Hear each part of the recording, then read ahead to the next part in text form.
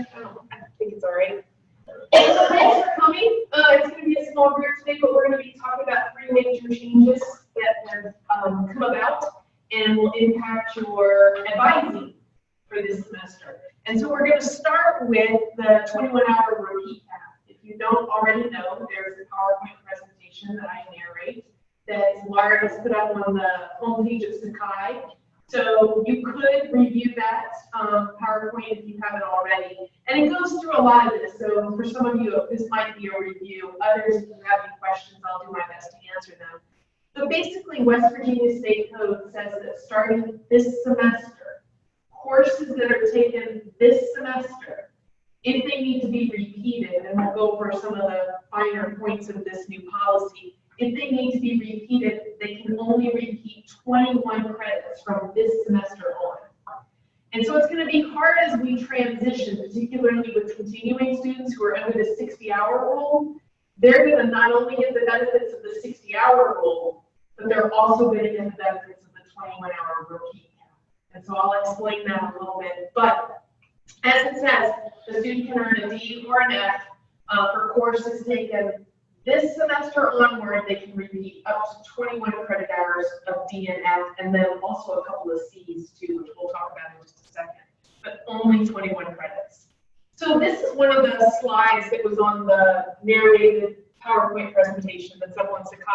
The key to understanding whether or not a student is under the 60-hour rule or whether or not a student is under the 21-hour rule is simply to look at when the course was taken.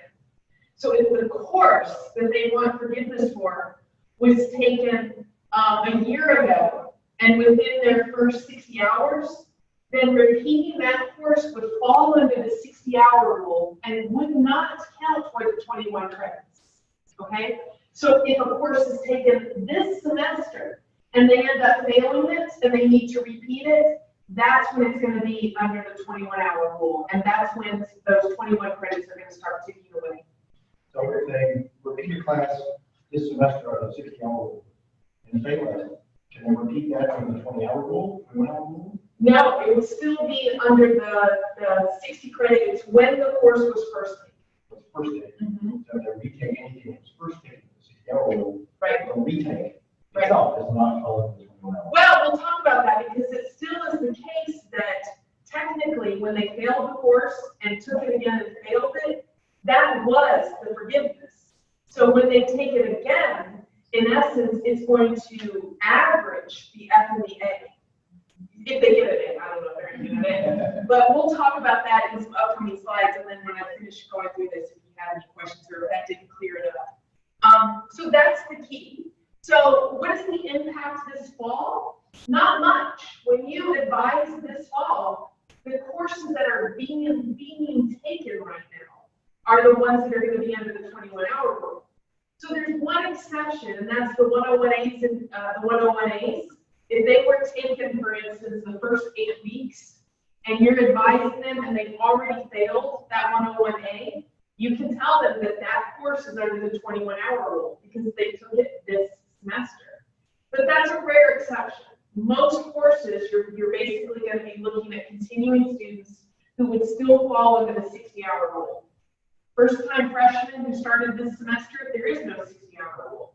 They are under the 21-hour repeat cap. So again, just keep that in mind, but that is the only exception. But for the most part, if you're advising a student and they're, you might think this is a struggling student who's going to need academic forgiveness, then what you want to talk about is, look, be careful, because from this point on, you only have 21 credit hours to repeat. So be aware. So they can be advised, like I said, of the 21-hour rule, but for the most part, as you advise this fall, you're under the 60-hour repeat cap. So what is this 21 credit hour repeat cap? And again, if you've seen the PowerPoint, this might be a review. Courses have to be repeated at Shepherd if they want forgiveness. So if they fail a course this fall, they can't go to Blue Ridge, take it again, get an A, and then expect forgiveness here at Shepherd. That's not how it works. If they want forgiveness for a course that they failed or got a D in here, they have to take it here. They can't take it elsewhere.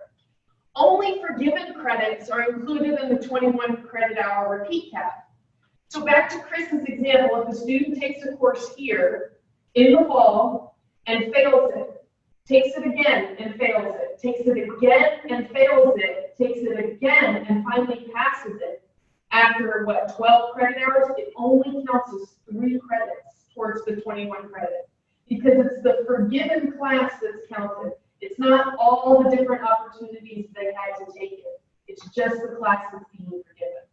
So even though they had to take it multiple times, it still only counts as 3 credits toward the 21 credits.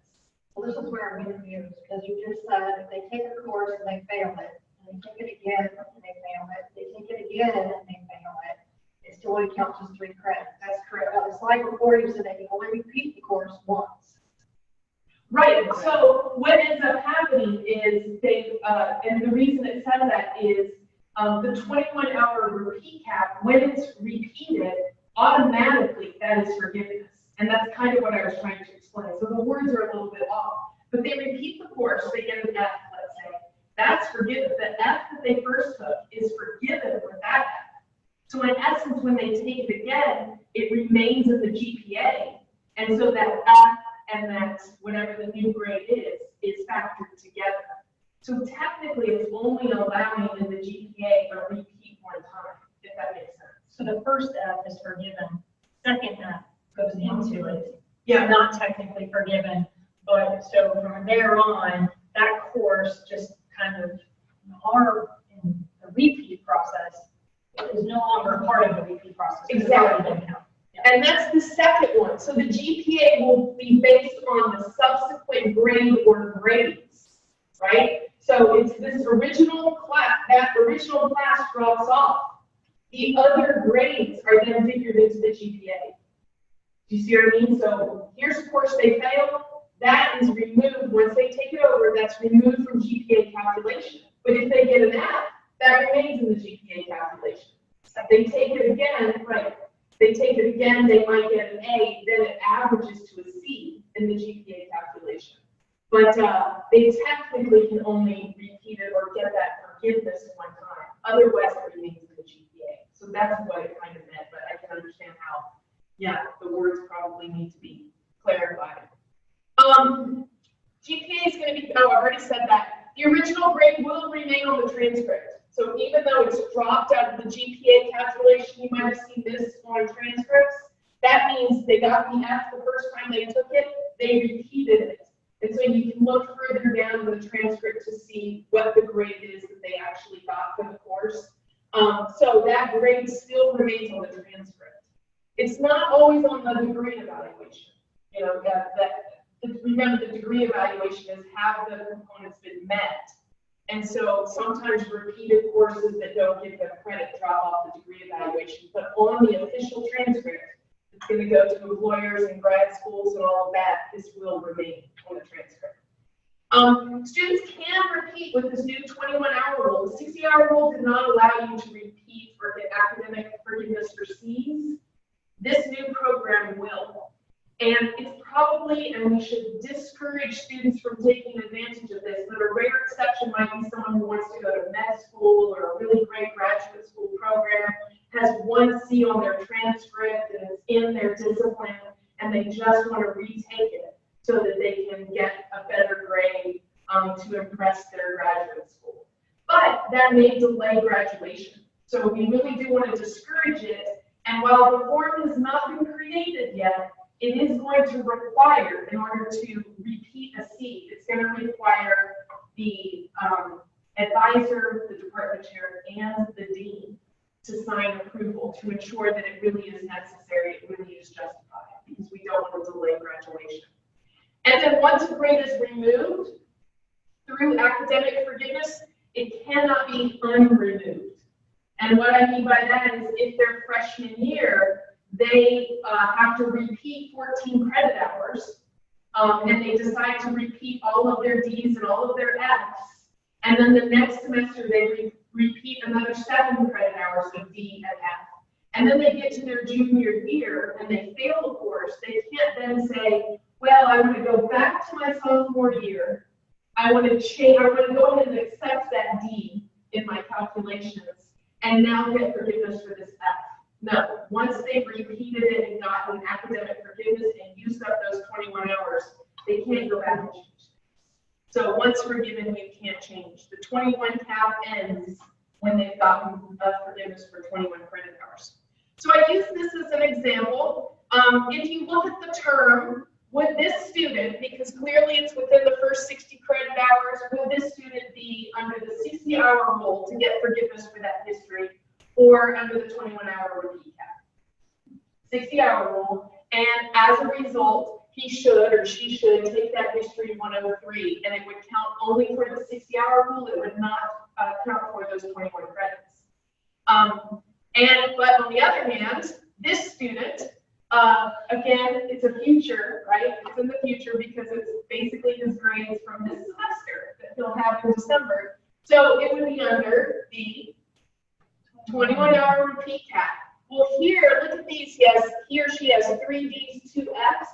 If you're the advisor, you might want to be very strategic about encouraging what courses to repeat. There's definitely 3 that he has to repeat. And what are those 3? Right? The 2 Fs, get them off the record. And then obviously you need a C or better in English. So definitely you might say take those 3 courses, but keep in mind that's 9, it's 9A. That's 9 credit hours that you're going to be repeating, so you only have 12 more credit hours to repeat in your college career. But if he went ahead and repeated all of this, and then next semester was struggling again, he might use up his 21 credit hours of forgiveness. So again, think strategically. Don't just say, we'll take the whole schedule again if it means 14 to 60 credits. We may talk about this during a minute, but so is the fundamental math that's up there, is that a 2 credit? It's a 2 credit. So if the student is if it somehow were to fall where a student was at 20 as the repeat, I don't know mathematically if this is possible, but let's say they're at the 20, they've repeated 20 credits, and they need to retake Math 101A. That is along my mind. Would that then, because it meets the 21 and the 22nd credit, can that be repeated? I don't know. I'd have to ask Tracy about that. That's registrar's office on the toes. NCAA eligibility. You are the first person to ask at least me that question, so yeah, very impressive. But yeah, I don't know the answer to that. And there's going to be lots of these little scenarios that we're going to have to, I don't know, play it by ear. But it is complicated because you're right. Within their first 60 hours allows you that leeway for the 60-hour rule, but this one is like straight 21 credits, so I'm not really sure. Good question. I'll check. So again, the PowerPoint is on Sakai. If you wanted to see it, it basically says what I said with a few more visuals and examples.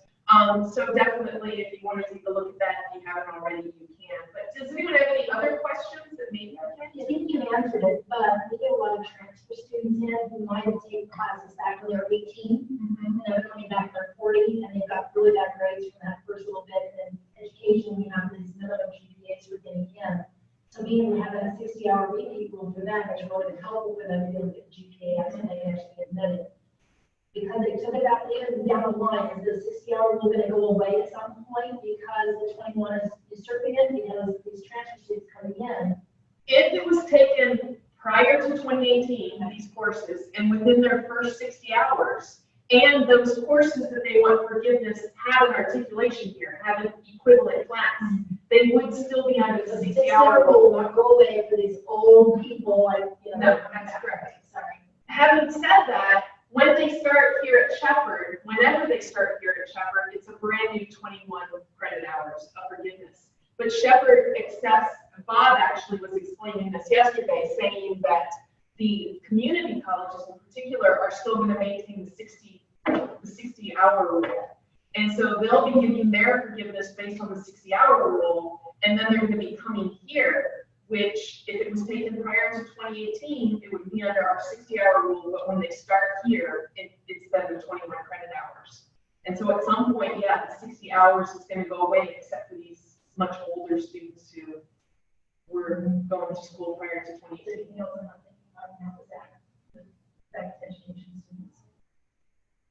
If you think of something, we'll go over the next two changes. I just was trying to think of all these transfer students I've dealt with over the last few years. And some of them are, 40-year-old students that come back with these GPAs that are blowing up at their 18. So. Any Zoom people have questions? You can raise your hand.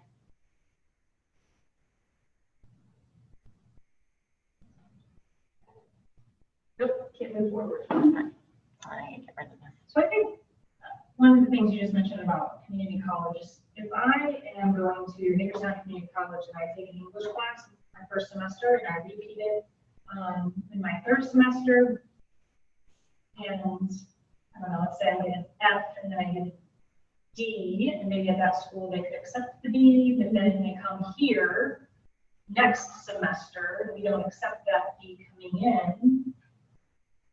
And so then they take English. I guess we just didn't accept it coming in, did we? So that wouldn't really play a part. Yeah, That wouldn't even, okay. Yeah. And we allow for, or we look at when someone transfers from any university, we go along with what they've forgiven, that university's forgiven. And then technically, unless they qualify for the CCR loan, they start at 21.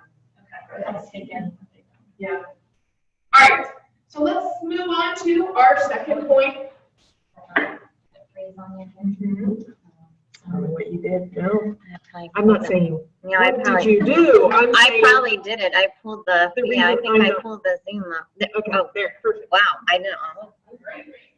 All right, second thing that changed was the petitioning process. So students who want to petition for some type of exception to academic policy, the process has changed. What we're doing, or what the Advising Assistant Center is doing, is they're introducing pre-petitioning counseling.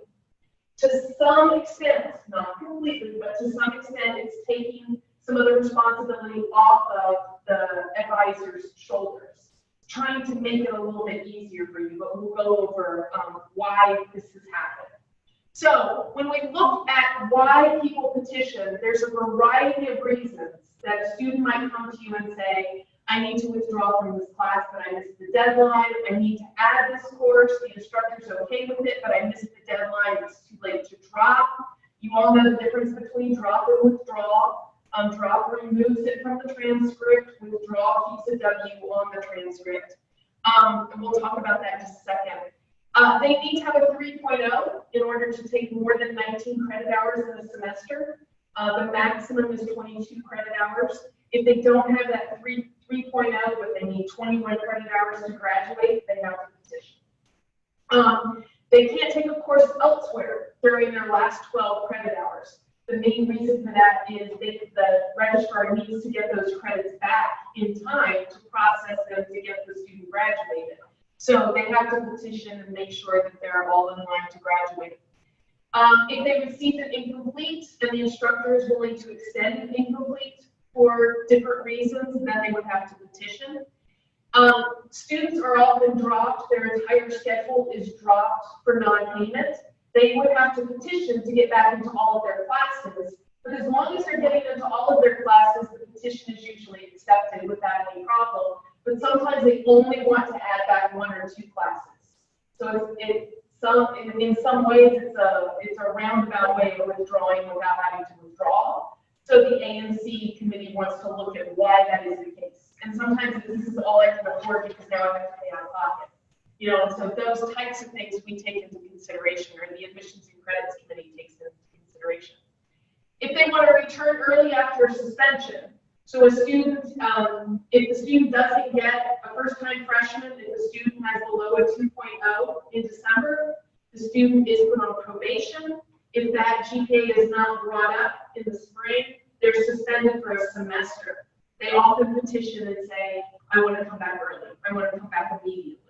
And we have to see what the reasons are, the Admissions and Credits Committee. So they might appeal that. If they come back and they don't bring their GPA up, they have to sit out a year.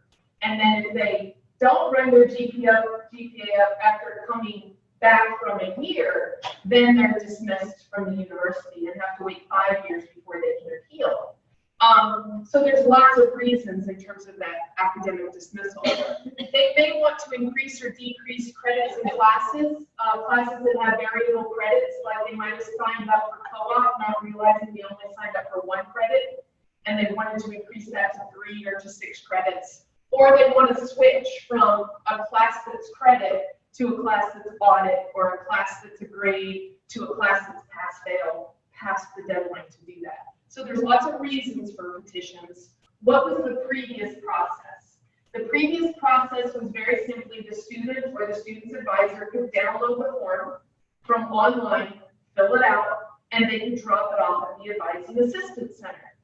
Sounds easy, but it became an absolute nightmare for the Advising Assistance Center. Because what was happening was people were turning in these petitions without proper evidence. They would say, oh, I was in the hospital, there was no medical documentation. They were missing signatures, or they had the wrong signatures on the form.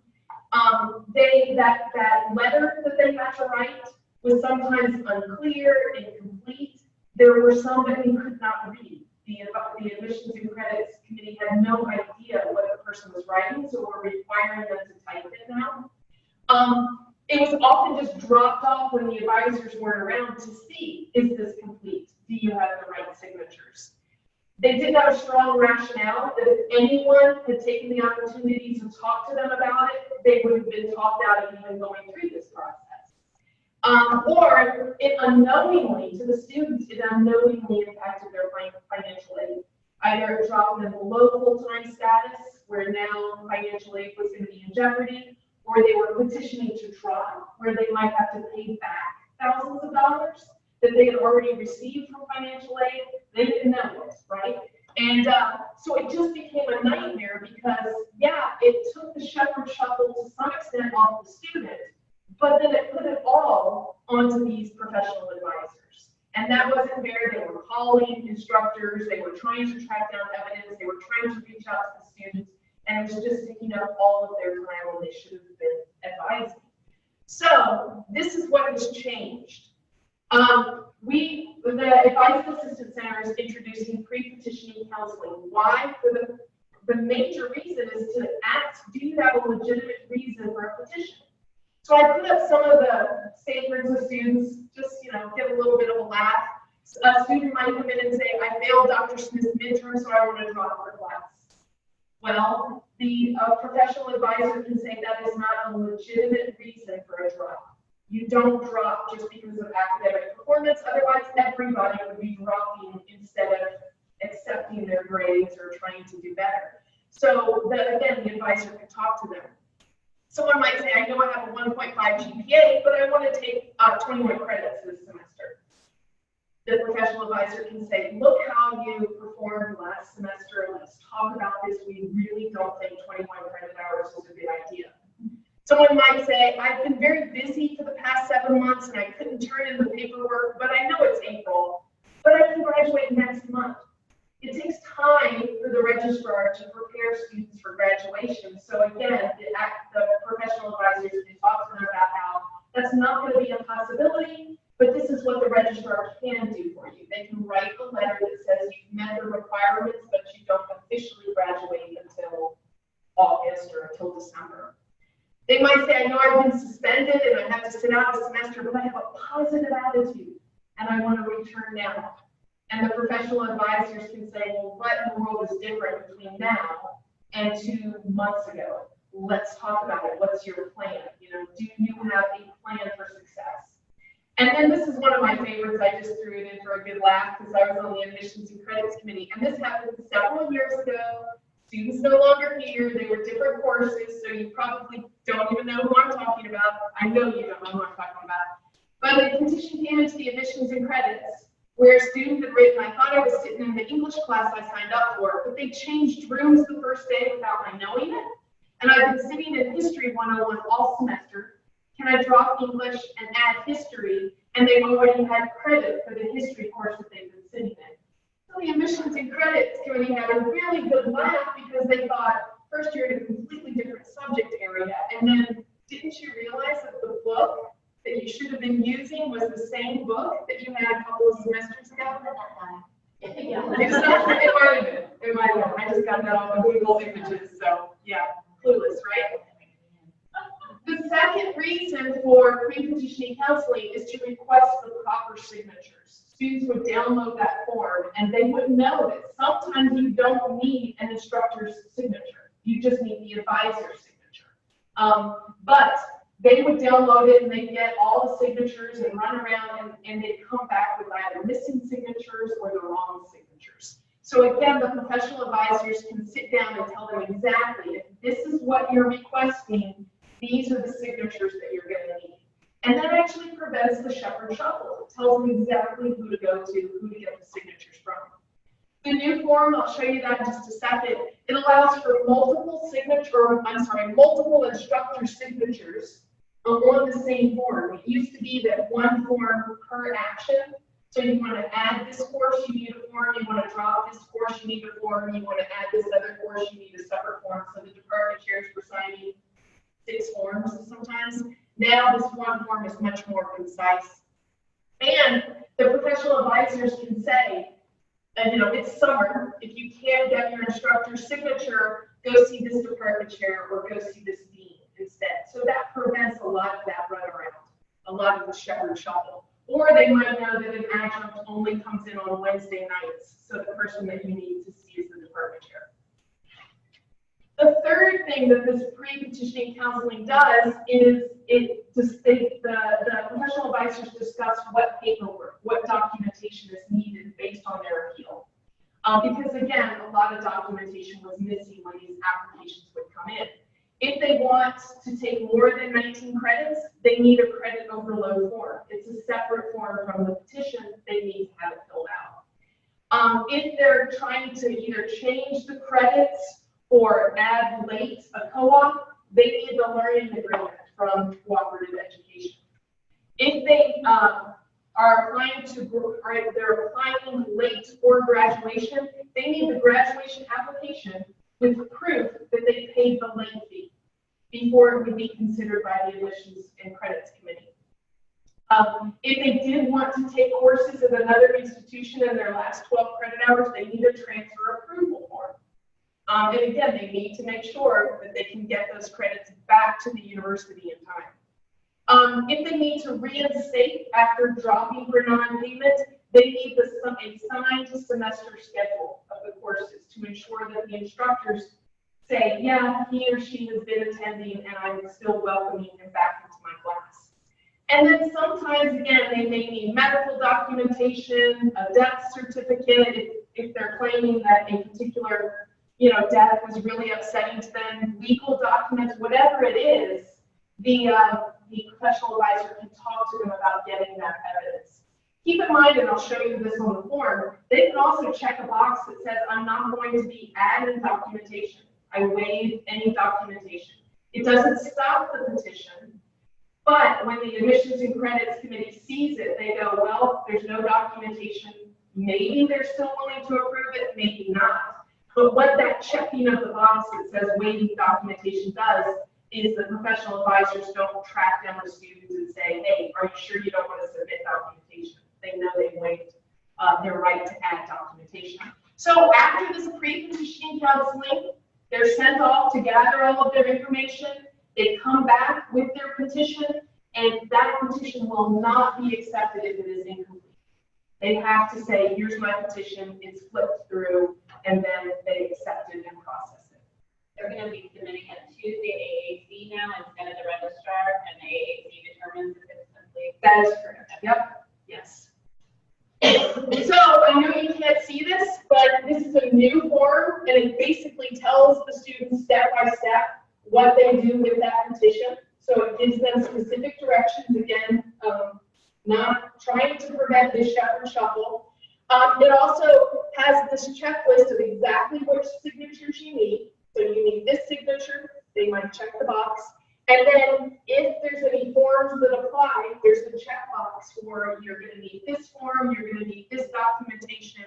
And like I said, it's hard to see, but there's a little box where they can say, I'm not going to be submitting any documentation. That's fine, they can still appeal, but it's not going to be or it may not be that strong of a case if they don't have documentation that they need. Are we allowed to see this form and send them to the academic advisor? They have to get it from the AAC. If we can't see it, faculty can't see it. You can see it here, you can go over there and take a look at it. We just have one it posted for students because then we have the whole issue starting over again, which is why we pulled it. And I'll explain that as well. So this is what I was saying, where multiple actions and multiple signatures can be on the same form, so it looks a little bit different. There's still, if the student is an athlete, they still need the athletic director's signature for any action that they want to take on. As I mentioned, multiple instructors if necessary. And this was added somewhat recently, within the past couple of years, is the financial aid signature. And if a student receives financial aid, they need to go and talk to financial aid, because like I said, the financial aid counselor is going to say, look, if you're going to withdraw from this class, you're going to fall below full-time status, and these are going to be the repercussions.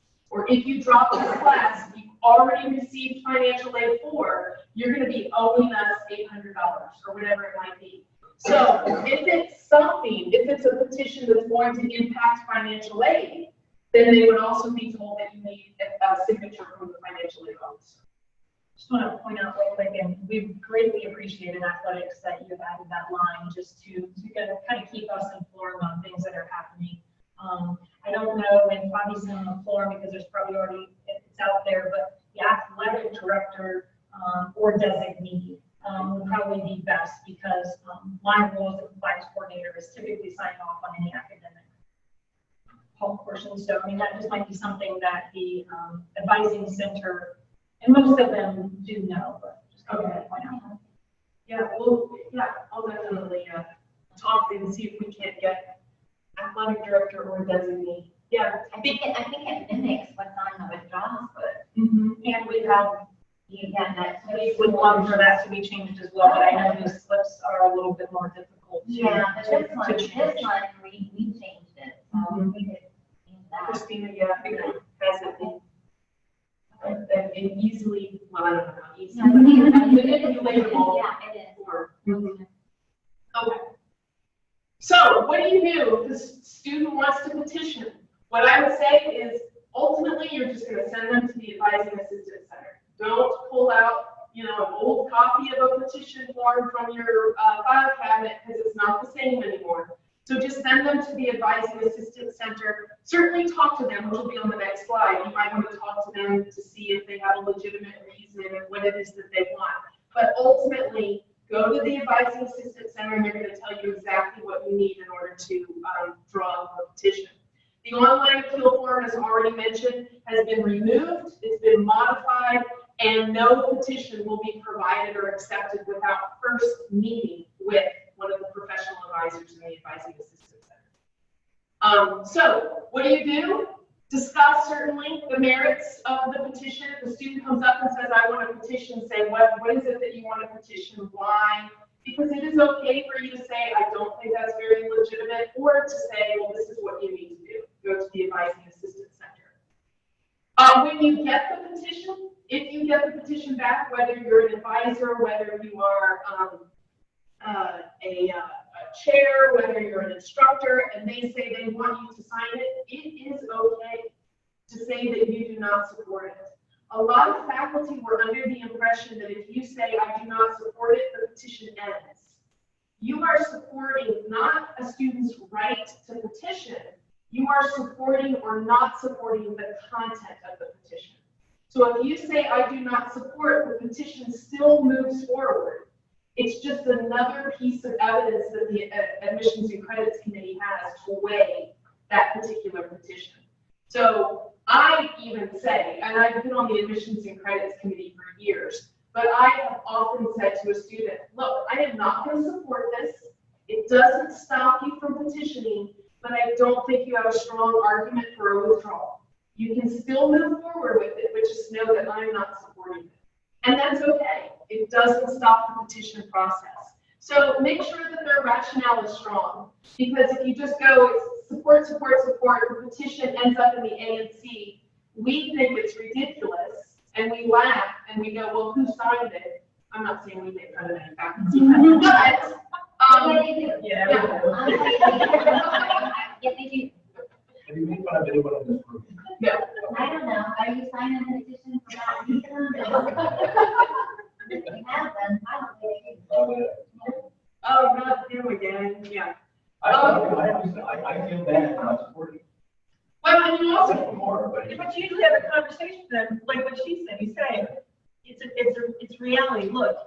It is, I've had those conversations, oftentimes the student will choose not to go forward, but if they do, that's just, like she said, it's a piece of something. Yeah, you want to weigh it out, do I feel bad not supporting this as a student, or do I feel worse when my name comes up in front of a huge committee, and they're all like, why would you support this? So, yeah, I guess that's what I really don't catch it here, all right, well, then support it, you know. but basically what I'm talking about passing the buck. Yeah, but I get it, but I'll let somebody else decide. well, that's hard, because the First Amendment has to decide is Christina Rich, and that puts a lot on her, and you don't give any evidence, or you need to give her something, because you're the one that's dealing directly with the student, and you're the one that's right there in the face of the evidence, and she doesn't have any of that. And then she's gonna send it on the committee, and it just takes up more time. So I think, you know, I would, I don't know. I know, Step up, Brenda. It's all right, you can do it. So if I don't support, it's not, so if I say don't support, does that change what she does?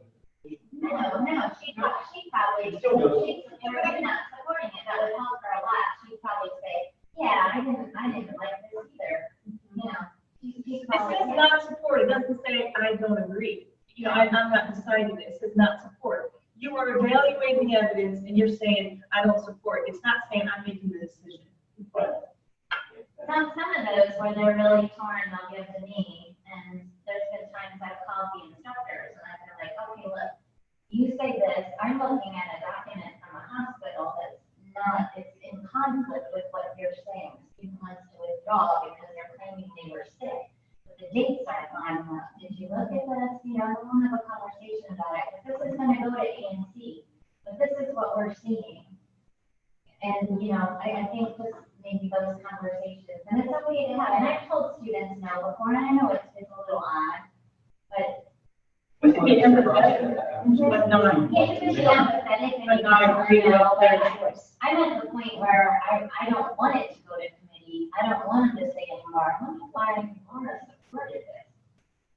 I don't want that anymore, I want it to be, and I've not supported things that they've overturned, and yeah, I've been pretty angry about it, but, you know, in the end, that's their decision, I don't know how they overturn it, that may happen too.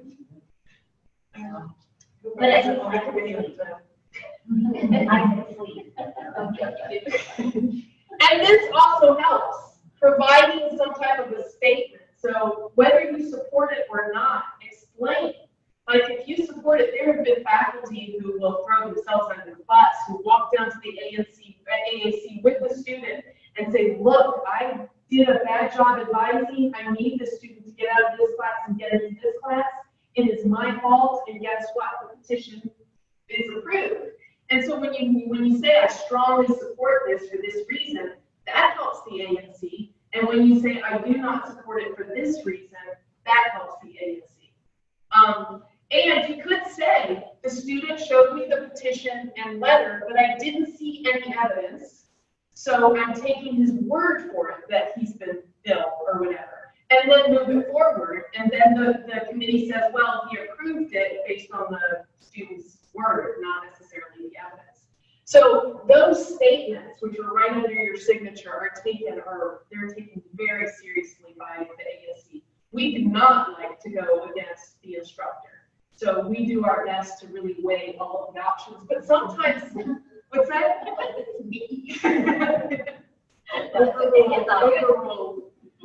So we do take them seriously. That's all I can say about admissions and credit. So is there any questions about the new petitioning process before we move on to the last change? Let me just check. Good. Good. Anything? Oh, we've lost. Oh, I'm bored. No, it's okay. There's no question. I don't know. Emily, do you have anything to add? Raise your hand if you do. I muted you. She's still, she might be. Oh, she might be canceled. Okay. sleeping as well. Yeah, that's true. Well, she left her Zoom on. Okay. All right, the third thing is the Road to Success, which is a new program that's going to be overseen by the Advising Assistance Center and the Academic Support Center. So who qualifies for this program? They have to be first-time freshmen, not transfer students, and at this midterm, next week, they have to have what we're calling a salvageable GPA. It's going to be between 1.5 and 1.99. Now you say, well, what about those kids who are really what about those students who are really struggling with a 1.0? They'll still be reached out to, but for this program, what we're going to do is we're taking those students and we're providing as many services and resources as we can to get that GPA in the next 7 or 8 weeks so that they don't go on probation. But a student who has a 1.0 or a 0.5 at midterm, that's going to be harder to rebound from that, and that's a different discussion, right? So who's going to qualify for this program? First-time freshmen who have that midterm GPA. So what is it? It's a pre-probation. We hope to intervene before they're put on probation, and it's going to be piloted for the first time next week. This fall, and why the goal is to intervene before they go into probation, and how it's going to be done, it's blocking, but Emily Gross and Christina Rich are going to be probation preventers. What does that mean? These students, and you might see this with some of your advisees, these students who have at midterm between a 1.5 and a 1.99, they're going to be reached out to after an advising hold is put on their record. And so they're going to be reached out to, and they're going to be told, look, you need to come in, we need to discuss what's going on. And the academic advisors are also going to be consulted.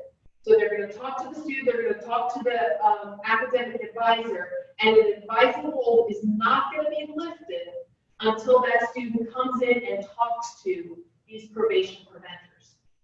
And what they're going to do, or appointments can be made. So if you have a student who goes through an advising hold, they've been emailed, they've been called, they probably know what's going on unless they're not checking their email. But appointments can be made over the phone, through Zoom, or video conferencing, or in person. And what they're going to do is they're going to sit down, establish plans, goals, strategies to improve that GPA. And once they have that meeting, the advising hold will be lifted and they'll be able to register this spring. How is this different from the Success Academy? So it's not anyone who's in the Success Academy, anyone who's in TRIO is not going to be, even if they have a 1.5 to 2.0, they're not going to qualify for this program because they're already receiving services. So the Success Academy and TRIO identified people prior to this semester. We're looking at those students who fall below or between 1.5 and 1.99 who are receiving that type of intensive advising and those resources. So those students will be contacted very soon after the midterm grades are done. So the advising hold lets the student just severely drag their feet, doesn't mean hold them up from registering by the time registration. Correct, if they don't drag their feet. But if they come to you, because your job as advisors is not going to change, if they come to you and you give them all the advising and they go and they register and it's like, what? An advising hold, and they come to you and, well, I've got this advising hold on my record, you can say, did you meet with? And is it likely that they'll know about, we will hear Yeah, about you'll it get, before. you'll get email anyway too. As their advisors. Yeah. Absolutely. Because, and this is one of our justifications, it's really difficult to discuss spring classes when they're not really even doing well this semester. So, how can you all help? We really need, and please bring this back to your departments as well, we need legitimate grades at midterm. There are a handful of faculty on campus who give all A's. Well, what that might mean is a struggling student gets a 2.1 and then doesn't qualify for this particular program when really he's struggling. Or a faculty member might give all incompletes, or might give all C's, whatever it is. We need legitimate grades. So make sure, and please again, share this with your departments, we need legitimate grades. Keep doing what you're doing. The Advising Assistant Center, the Academic Support Center is only supplementing what you're already doing with academic advising, and certainly continue to help any struggling students make choices that will foster success, because successful students are retained students. So what will the probation preventers provide? Oh, Emily Gross raised her hand. Oh, this is a holistic approach. I might have missed out saying something, because she's going to be one of the major probation preventers in this particular program. It's a holistic approach, and what that means is we're not exactly sure what services we need to provide until we see what the challenges of each individual student is. You're on, Emily. It might be personal challenges. It might be academic challenges. They need to assess. Is it listening? Do you have a microphone?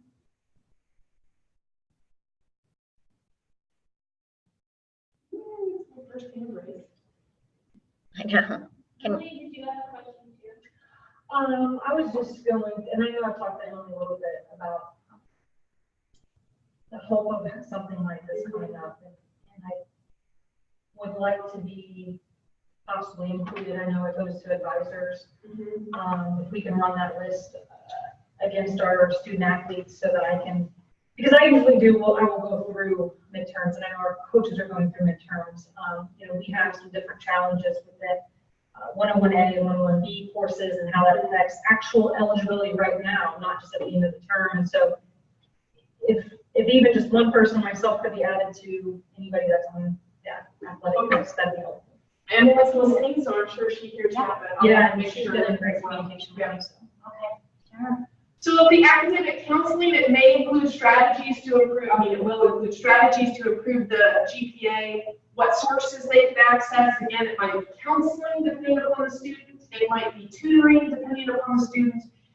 Maybe it's one course where they say, I just cannot rebound from it, so let's discuss if you can withdraw from that course. And maybe they're in the wrong major. They're taking courses that just, they aren't enjoying, they don't like. So what the Advising Assistant Center Career Services has is a strong interest inventory, which assesses where their strengths are, and it can assess, are you in the right major for you, based on your interests? And then they can have that discussion. And they also might arrange course-specific tutoring, because the tutoring center is right down there. So again, it all depends on what the individual needs are that they'll be assessing, and what resources they can provide. So, You gotta unmute your mic and then we can hear you. Okay. Can you hear me now? Yeah, I can hear you now. You had your mic. Oh, perfect. Okay. My comment was just that we will be reaching out to every single advisor for the student that we are working with, so that they know if they're not, checking their holds or anything. We will be also letting them know. thanks. Can you take off your video for me? I think there's just one more slide to sum this whole thing up. All right.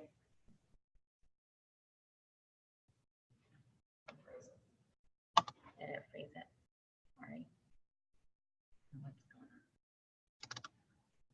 on? That pretty much wraps up, time is up, but that pretty much wraps up the new changes. The last slide is basically saying thank you, and please bring this back to your departments, all three things back to your departments to make sure that the word gets out. Whoops, nope, sorry. There you go. The 21-hour rule really goes into effect this semester. That this new probation program is really important, and then obviously for petitioning, the petitioning process has definitely changed. So, anyone have any questions about any of the three? I think the last thing we talked about is there hasn't really been anything that targets students on probation at Shepherd. So it's a pilot.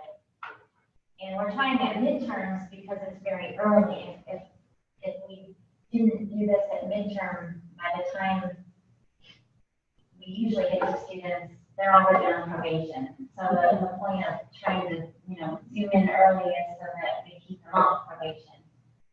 And in the past, when we've looked at how many are near that point at midterm, it's only about 25-ish. So chances that you have an advisee in that are pretty slim. So you may not even get an email, and may not even apply, but hopefully we're early enough, that we could maybe save 25 students and get them on the right track. So. And it is a pilot program, but if it's successful, we hope to not only continue it, but maybe even to expand it. Yeah. And it's justification for more resources and advising as well. And is this program for just new students? It's the first time freshman. And like Laura said, about 30 students were qualified last year. So that's what we're assuming it's going to be about the number. I think it's a really good idea that you guys are trying to identify those students early, because preventing problems before they get serious is better. Their spring schedule a little bit, or. A lot of times freshmen just need a wake-up call too, like the pace of the semester is moving much faster than they're used to, and if you just stop them and say, look, this is the direction you're headed, change direction now, or, you're gonna get off course, then they can be like, oh, this is serious, thank you for the wake-up call, and I'm gonna study, like if someone's recognizing it. Like 13. Right. Yeah. If we had it at week 8, Right. Yeah. let's check it. Right. Good. All right. Next, no. Thanks so much for snacks. Yeah, Please, the tea is working out. This is very Thanks, Amy. Oh, pleasure. Thanks, Emily, you're still on. I didn't enjoy your PowerPoint narration. Wait. I like your voice. I think you have a great voice. No, it's not. It's a really cool voice. Oh, good. I like it a lot. I don't know why Maybe I should be you're so critical of it. I love the timbre of your voice. I'll trade you voices. Oh, I like it. What? Oh, blah, blah. I don't like my voice. I don't like my voice. I sound like a little mouse. Oh, she's got her hand up again. Oh, Emily. I'm going to unmute you. Unmute. I don't know. Now I muted her.